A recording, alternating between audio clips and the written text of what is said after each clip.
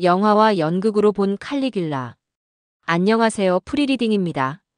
오늘 이 시간에는 영화로 재탄생한 비극적인 인물, 칼리귤라를 깊이 있게 탐구해보는 시간을 갖겠습니다. 특히 틴토 브라스 감독의 1979년 작 영화 칼리굴라와 알베르 카미의 희곡 칼리귤라를 비교 분석하며 각 작품이 지닌 독창성과 더불어 인류에게 던지는 메시지를 심도 있게 조명해 보고자 합니다. 이는 단순한 역사적 인물 탐구를 넘어 예술이 한 인간의 삶과 내면을 어떻게 해석하고 재구성하는지에 대한 흥미로운 고찰이 될 것입니다. 먼저 영화 칼리굴라의 배경과 특징에 대해 살펴보겠습니다. 영화 칼리굴라는 제3대 로마 황제 칼리굴라의 생애를 다룬 작품으로 개봉 당시부터 엄청난 논란을 불러일으켰습니다. 틴토 브라스 감독의 연출 아래 원로한 시나리오 작가 고어 비달의 각본을 바탕으로 제작되었으나 제작 과정에서 감독과 제작자 간의 심각한 갈등이 불거지면서 비달은 자신의 이름이 크레딧에서 삭제되기를 요청하는 사태까지 발생했습니다. 영화는 칼리굴라의 폭정, 광기, 그리고 무엇보다 선정적인 성적, 문란함을 매우 적나라하게 묘사하여 큰 파장을 일으켰습니다. 특히 실제 섹스 장면이 대량으로 추가되면서 당시 사회에 엄청난 충격을 주었고 외설 논란의 중심에 서게 되었습니다. 이러한 논란은 역설적으로 칼리굴라 효과라는 심리학 용어를 탄생시키는 계기가 되기도 했습니다. 이는 영화 상영 금지가 오히려 시민들의 호기심을 자극하여 인접 도시까지 가서 영화를 관람하게 만드는 현상을 의미하며 금지된 것에 더욱 강하게 끌리는 인간의 심리를 통찰하는 개념으로 자리 잡았습니다. 영화의 줄거리는 칼리굴라의 권력 장악 과정부터 그의 통치 기간 동안 벌어진 끔찍한 사건들을 시간 순서로 따라갑니다. 여동생 드루실라와의 근친상간, 황궁을 매음굴로 만드는 행위 등 역사에 기록된 칼리굴라의 기행들이 극도로 선정적인 방식으로 재현됩니다. 말콤 맥도웰, 피터 오툴, 헬렌 미렌, 존 길구드와 같은 당대 최고의 배우들이 대거 출연하여 영화의 완성도 자체에는 기여했지만 그 논란을 잠재우지는 못했습니다.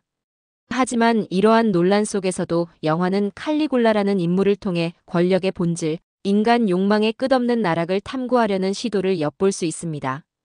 더 나아가 이 작품은 단순한 오락, 영화를 넘어 사회의 금기를 깨는 예술의 역할을 보여주는 하나의 사례로 평가되기도 합니다. 2023년에는 칼리굴라 MMXX라는 이름으로 복원판이 개봉되었는데 이는 고어 비달의 원래 각본에 더 충실한 3시간에 달하는 러닝타임을 가집니다. 이는 영화 칼리굴라가 여전히 재평가와 재해석의 여지를 남기고 있는 작품임을 시사하며 시간이 흐름에 따라 예술 작품에 대한 사회적 인식이 어떻게 변화하는지를 보여주는 중요한 예시가 됩니다.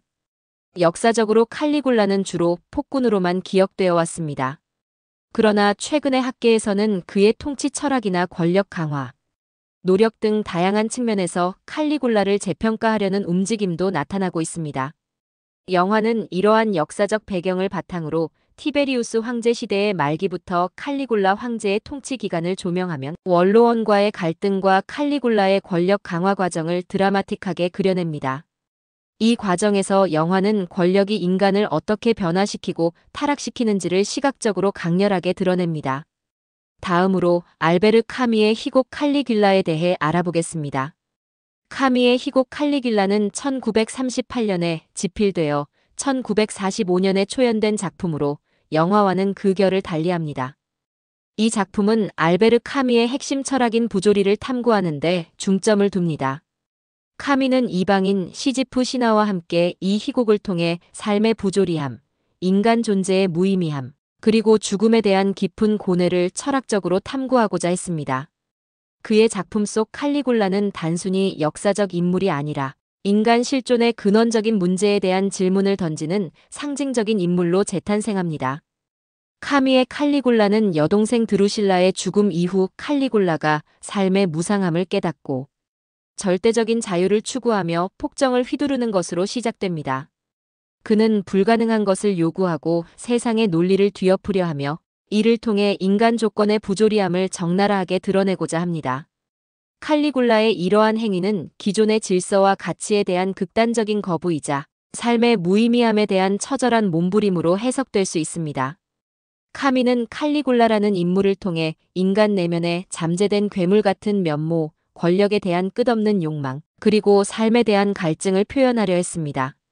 이는 인간 본연의 모순적인 모습을 칼리굴라를 통해 투영하고자 한 카미의 의도를 명확히 보여줍니다. 흥미로운 점은 카미 자신이 자신의 작품, 칼리굴라가 실존주의 철학을 예증하는 작품이라는 평가에 대해 부정적인 입장을 취했다는 것입니다. 그는 칼리굴라가 실존주의가 무신론적 형태를 취하기 전에 쓰여졌으며 자신의 철학 체계와는 거리가 있다고 주장했습니다. 이는 칼리굴라가 단순히 특정 철학, 사조에 갇히지 않고 보편적인 인간의 본질과 마주하려는 카미의 의도를 보여줍니다. 희곡에는 칼리굴라 외에도 헬리콘, 세네카와 같은 인물들이 등장하여 칼리굴라의 행위에 대해 철학적 논쟁을 벌이며 작품의 깊이를 더합니다. 이들은 칼리굴라의 광기를 더욱 부각시키면서도 그의 행동이 단순한 광기가 아닌 심오한 철학적 배경을 가지고 있음을 암시합니다. 이제 영화 칼리굴라와 카미의 희곡 칼리굴라를 본격적으로 비교 분석해 보겠습니다. 두 작품은 칼리굴라 황제의 삶을 소재로 한다는 공통점을 가집니다. 또한 폭력, 죽음, 권력에 대한 탐구를 다루며 궁극적으로는 인간 존재의 부조리함을 드러내고자 한다는 점에서 일맥상통합니다. 그러나 두 작품은 장르와 초점, 그리고 전달하고자 하는 메시지에서 뚜렷한 차이를 보입니다. 영화 칼리굴라는 역사극, 에로티시즘, 심지어 포르노그래피의 요소를 혼합한 복합 장르의 특성을 지닙니다. 이는 관객에게 시각적 자극과 더불어 충격적인 경험을 제공하는 데 주력했습니다. 반면 카미의 작품은 순수한 철학 희곡입니다. 대사와 인물의 내면 묘사를 통해 관객으로 하여금 스스로 질문을 던지게 하고 사유하게 만듭니다. 이러한 장르적 차이는 각 작품이 칼리굴라의 어떤 측면에 집중하는지를 결정짓습니다. 영화는 칼리굴라의 폭정, 선정적인 성적 문란함 등 시각적이고 자극적인 묘사에 집중하는 경향이 있습니다. 이는 대중의 시선을 사로잡고 상업적 성공을 염두에 둔 제작 방식의 반영이라고 볼 수 있습니다. 영화는 칼리굴라의 외형적이고 극단적인 행동을 통해 권력의 잔혹성과 타락을 적나라하게 보여주려 했습니다. 반면 카미의 작품은 칼리굴라의 내면 심리, 철학적 고뇌, 그리고 그의 기행 뒤에 숨겨진 부조리에 대한 깨달음을 깊이 있게 파고듭니다. 카미는 칼리굴라의 비상식적인 행동이 단순한 광기가 아니라 부조리한 세상에 대한 인간의 인식에서 비롯된 반응임을 보여주려 했습니다. 영화가 주로 외면적인 폭력성과 선정성을 통해 권력의 위험성과 인간 욕망의 파괴성을 강조한다면 카미의 희곡은 부조리한 세상에 대한 인간의 반항, 자유의지의 추구, 그리고 삶의 무의미함 속에서도 의미를 찾으려는 존재론적 질문을 던집니다. 이는 두 작품이 칼리굴라라는 동일한 인물을 통해 상이한 메시지를 전달하려 함을 보여줍니다. 영화의 독창성은 역사적 사실에 기반하되 당대 사회의 금기를 깨는 파격적인 선정성을 가미하여 대중의 이목을 집중시킨 데 있습니다. 이는 예술과 상업성의 경계, 그리고 표현의 자유와 윤리적 책임에 대한 논쟁을 불러일으키며 영화사의 한 획을 그었습니다. 또한 특정 인물을 다루는 데 있어 극단적인 표현 방식이 어떻게 대중에게 각인될 수 있는지를 보여주는 사례이기도 합니다. 반면 카미의 독창성은 역사적 인물인 칼리굴라를 모티브로 삼아 자신의 심오한 철학적 사유를 담아낸 데 있습니다. 그는 칼리굴라를 단순한 폭군이 아닌 부조리를 깨달은 인간이 극단적으로 치닫는 모습을 보여주는 철학적 주체로 재탄생시켰습니다. 이는 문학의 힘으로 인간 존재의 근원적인 질문을 던지는 카미 특유의 방식이며 그의 철학적 메시지를 더욱 강렬하게 전달하는 수단이 됩니다. 영화 칼리굴라는 제작 과정의 논란 자체만으로도 그 의미가 큽니다. 당시 사회의 도덕적 기준에 도전하며 예술의 자유가 어디까지 허용될 수 있는가에 대한 중요한 질문을 제기했습니다. 또한 칼리굴라 효과라는 심리학적 현상을 탄생시키며 인간의 심리를 통찰하는 데 기여했습니다. 이러한 논란은 영화 자체의 내용뿐만 아니라 예술 작품이 사회에 미치는 영향력과 수용자의 반응에 대한 중요한 고찰을 가능하게 합니다. 카미의 희곡 칼리굴라에서는 부조리 철학이 어떻게 극적 형태로 구현되는지를 심도 있게 탐구할 수 있습니다. 칼리굴라의 행동 하나하나가 카미가 말하는 부조리에 대한 인간의 반응, 즉 반항의 한 형태임을 이해하는 것이 중요합니다. 그의 광기 어린 행위는 삶의 무의미함을 극복하려는 처절한 시도이자 기존 질서에 대한 전복적인 도전으로 해석됩니다. 영화와 희곡에 나타난 칼리굴라 캐릭터의 차이점은 두 작품의 핵심적인 비교 지점입니다. 영화 속 칼리굴라는 쾌락과 권력에 중독된 폭군으로 묘사되며 그의 광기는 주로 외부로 표출되는 행동을 통해 드러납니다. 이는 관객에게 시각적이고 감각적인 충격을 주는데 효과적입니다.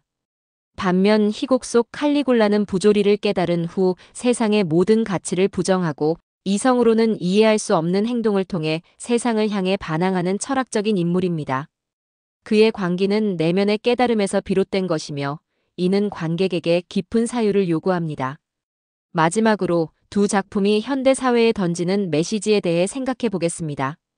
영화 칼리굴라는 권력의 오용이 가져올 수 있는 파괴적인 결과와 인간 욕망의 끝없는 나락을 경고합니다. 이는 오늘날에도 여전히 유효한 메시지입니다.